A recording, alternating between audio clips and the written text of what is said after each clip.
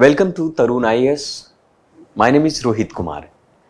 आज हम बात करने वाले हैं सबसे इंपॉर्टेंट न्यूज आज का कि हम यहां पर देख सकते हैं कि अनंगताल झील, जो कि उस वक्त के तोमर डायनेस्टी के द्वारा बनाया हुआ गया था, जिसका नाम था अनंगपाल। अनंगताल को भारत सरकार ने राष्ट्रीय स्मारक के तौर पर घोषित कर दिया है। राष्ट्रीय स्मारक प्राधिकरण, जिसको आप नेशनल मॉन्यूमेंट अथॉरिटी एंड भारतीय पुरातत्व संरक्षण के द्वारा इसे मान्यता दे दी गई है। यहां पर हम ये जानने की कोशिश करेंगे कि भारतीय पुरातत्व संरक्षण, आप सभी को पता होगा कि 1861 में पहली बार इसकी स्थापना की गई थी और स्थापना के बाद भारत के अंदर में जितने भी पुरातत्व से संबंधित, चाहे वो मोन्यूमेंट्स हो, चाहे भारत की जो धरोहर, भारत की जो संपत्ति हो, उसको संरक्षित करने की जिम्मेवारी भारतीय पुरातत्व संरक्षण के द्वारा किया जाता है। भारतीय संरक्षक विभाग ने, पुरातत्व विभाग ने अनंगताल को राष्ट्रीय स्मारक के तौर पर घोषित किया।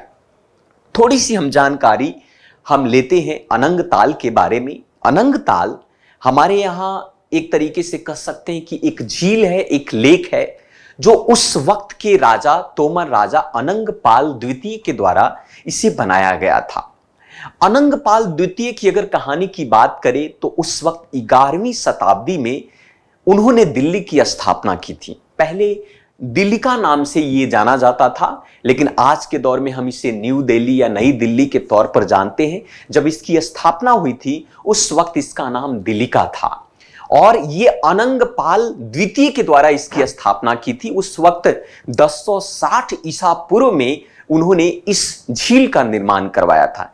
फिलहाल ये झील हमारे दिल्ली के ही महरौली में स्थित है, जहां पर आपने लौह स्तंभ देखा होगा। लौह स्तंभ आपने महरौली में आप देखे होंगे। तो यहां पर अगर हम बात करें, एक थोड़ी सी और भी बातें किया जाए कि इसी कालखंड के दौरान जो है अनंगताल दिल्ली के प्रारंभिक कालखंड का एक प्रतीक माना जाता है। और अनंगताल के बारे में एक ऐसी भी कहानी बताई जाती है कि उनका राजस्थान से एक गहरा संबंध था। आप सभी को पता होगा पृथ्वीराज चौहान के बारे में। पृथ्वीराज चौहान के वो नाना माने जाते थे अनंगपाल। तो ये हमारे एग्जाम के लिए महत्वपूर्ण हो सकता है और इससे संबंधित हमारे प्रीलिम्स एग्जाम में ये प्रश्न बन सकता है कि महाराज अनंगपाल तोमर का संबंध कैसा है दिल्ली के साथ, महाराणा प्रताप के साथ कैसा है, और उन्होंने आखिर इसके पीछे क्या कारण था जिन्होंने अनंगपाल झील की स्थापना की। तो ये आज का न्यूज है।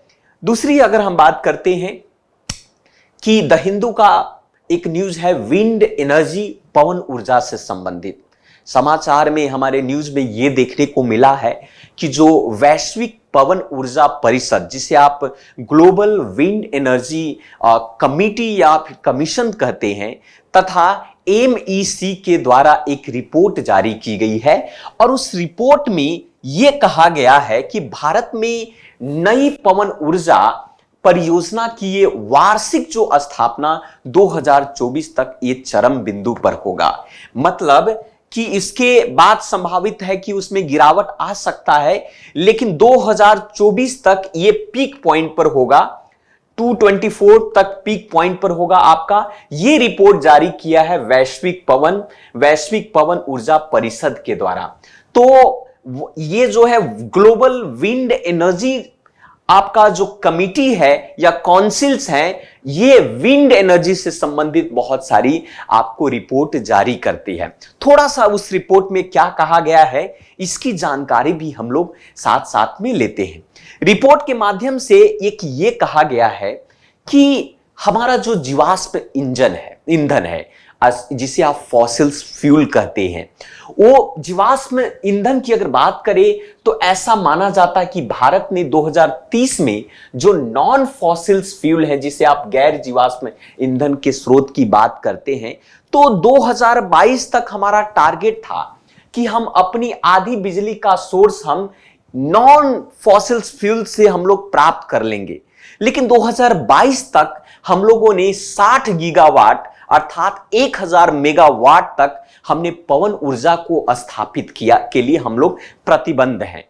लेकिन एक बात कहने वाली बात है कि अभी तक केवल मात्र हम लोगों ने 40 गीगावाट पवन ऊर्जा की क्षमता को ही हमने अभी तक स्थापित किया है। 2017 में भारत में पवन उद्योग की स्थापना की गई थी। अगर प्रश्न आपको ये बन सकता है तो 2017 में भारत में पवन उद्योग की हम लोगों ने स्थापना की थी और उस वक्त 2017 तक ये देखा गया था कि काफी धीमी गति में था। और आप सबको पता होना चाहिए कि आपने 2021 में जिस प्रकार से कोविड-19 का लहर, प्रथम और द्वितीय लहर देखने को मिला, उस वक्त तक मात्र हम लोगों ने 1.45 गीगावाट पवन परियोजना को ही हम लोग स्थापित कर पाए। इसका मेन रीजन था कि कोविड-19 के लहर के कारण, इसलिए हमारी जो गति है इस स्रोत में काफी कम रही है। इस रिपोर्ट के माध्यम से ये बातें कही गई है। ठीक है, अब हम एक तीसरा न्यूज देख लेते हैं जो बहुत ही महत्वपूर्ण है, इसको की भी जानकारी हम लोग कर लेते हैं। ये हमारा एक खबर ये है कि सुप्रीम कोर्ट, जिसे आप सर्वोच्च न्यायालय कहते हैं, सर्वोच्च न्यायालय ने सुप्रीम कोर्ट ने सेंटर को यह कहा कि आप जो खाद्य सुरक्षा, हमारा जो राष्ट्रीय खाद्य सुरक्षा एक्ट है, उस राष्ट्रीय खाद्य सुरक्षा में कवरेज को आप विस्तार करें। तात्पर्य यह होता है कि सुप्रीम कोर्ट ने केंद्र को कहा कि हमारा राष्ट्रीय खाद्य सुरक्षा अधिनियम 2013 के तहत हमें कवरेज बढ़ाने की जरूरत है, अर्थात अधिक से अधिक लोगों को इस खाद्य सुरक्षा संबंधित मुहैया कराने की जरूरत है। हमें सब मालूम है इस बात का कि राष्ट्रीय खाद्य सुरक्षा अधिनियम का मेन मकसद था कि अधिक से अधिक जरूरतमंद व्यक्तियों और नागरिकों को लाभान्वित, उसको बेनिफिट पहुंचाया जाए। हम सभी को पता है कि मौलिक अधिकार, अगर हम बात करें कि रोटी, कपड़ा और मकान हमारे जीवन का एक बेसिक नीड्स है, एक तरीके से मौलिक जरूरत है। और खाद्य जो है, भोजन का अधिकार हमारे संविधान के अनुच्छेद 21 में राइट टू फूड अर्थात भोजन के अधिकार, हमें अधिकार प्राप्त की बात कही गई है, अर्थात ये हमारा फंडामेंटल राइट्स है। और उस फंडामेंटल राइट्स के नाते सुप्रीम कोर्ट ने ये कहा कि आप अधिक से अधिक जरूरतमंदों को आप राष्ट्रीय खाद्य अधिनियम के तहत आप उसे मुहैया करवाइए, भोज्य पदार्थ की मुहैया कराइए। इसके लिए साथ साथ में ई श्रम पोर्टल की भी बात इसमें कही गई है। ई श्रम पोर्टल की अगर बात करें तो ई श्रम पोर्टल में कहा कि अदालत ने उन राज्यों को निर्देश दिया जो प्रवासी मजदूर सहित असंगठित श्रमिक, प्रवासी मजदूर अर्थात जैसे कुछ राज्य हैं जैसे बिहार और यूपी के मजदूर जो है अन्य राज्यों में अपनी रोजी रोटी के लिए पलायन करते हैं, वैसे प्रवासी लोगों के लिए भी, प्रवासी रोजगार श्रमिकों के लिए आप राष्ट्रीय फूड सिक्योरिटी का मुहैया कराना अति आवश्यक है। श्रम मंत्रालय ने असंगठित कामगारों को भी या कामगारों को भी इसके अंदर जोड़ने की बात कही है। एक छोटा सा डेटा है, उससे आप इस बात से जान सकते हैं कि महाराष्ट्र ने अभी तक 36.97% के साथ सबसे अधिक आपको खाद्य सुरक्षा मुहैया करवाया है। और एक चीज और भी इसमें देख सकते हैं कि राष्ट्रीय डेटाबेस ने इसे पोर्टल जारी करता है। अब थोड़ी सी जानकारी हम लेते हैं राष्ट्रीय खाद्य सुरक्षा अधिनियम 2013 के बारे में, किसका मेन मकसद क्या था।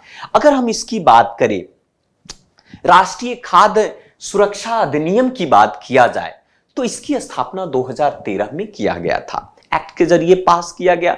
इसका मेन उद्देश्य था कि हर व्यक्ति को गरिमापूर्वक जीवन जीने का अधिकार है और उसके तहत जो व्यक्ति अपने जीवन में खाद्य को वहन नहीं कर सकता है, ये तो सरकार का ये दायित्व है कि राष्ट्रीय खाद्य सुरक्षा अधिनियम के माध्यम से एक गुणवत्तापूर्ण खाद्य की एक पर्याप्त मात्रा में उपलब्ध कराने की व्यवस्था सरकार की एक जिम्मेवारी मानी जाती है।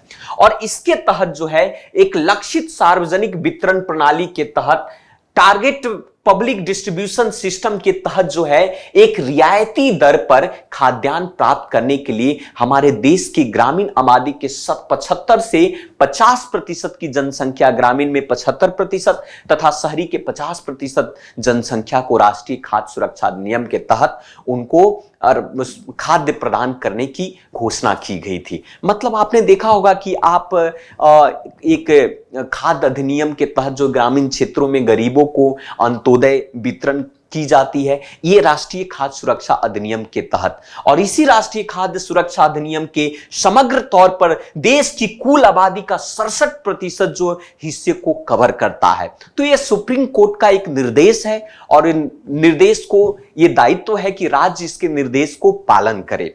तो ये तो था राष्ट्रीय खाद्य सुरक्षा से संबंधित बात। अब हम बात करते हैं एक सबसे इंपॉर्टेंट, जिसका नाम है स्मार्ट इंडिया हैकथॉन। अब इसकी बात करते हैं।